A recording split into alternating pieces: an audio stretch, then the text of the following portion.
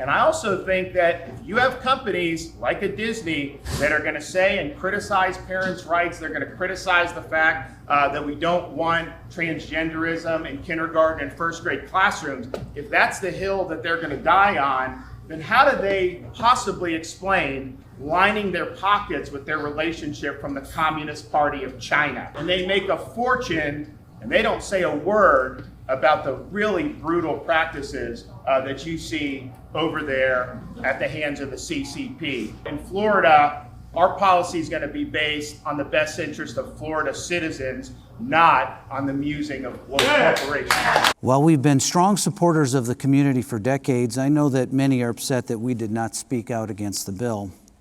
Now, we were opposed to the bill from the outset, but we chose not to take a public position on it because we thought we could be more effective working behind the scenes.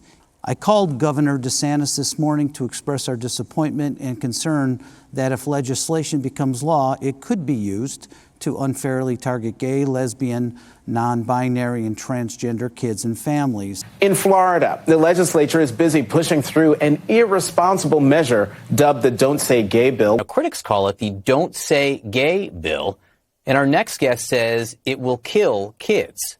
Okay, shh. I don't want you to say gay in school, because apparently it'll hurt the kids. What is this nonsense in 2022? I'm just curious, you call it that. I've not seen that in any of these bills. Where is that coming from? The question is, you're in the news business. Does the truth matter or not? Is that in any of the bills? Yes or no? I understand what you're doing, but and here's the thing, this wasn't like my legislation. Like, I have certain big priorities that we did. This is something the legislature felt strong about. So I start getting asked about this by the media, and I'm just thinking to myself, like, okay, they're getting spun up. I see you know how this works, right? And I was like, there is no way it's true. And I didn't even look at the bill yet. I just knew it wasn't true. And so you actually look at the bill, and it says no sexual instruction in grades pre-K through 3. Well, I think that what you've seen, and there's been reports in Florida, different parts of the country, is schools keeping parents out of these decisions. And I don't see how you can do that. Yes, unfortunately, in our society, not every parent does a great job.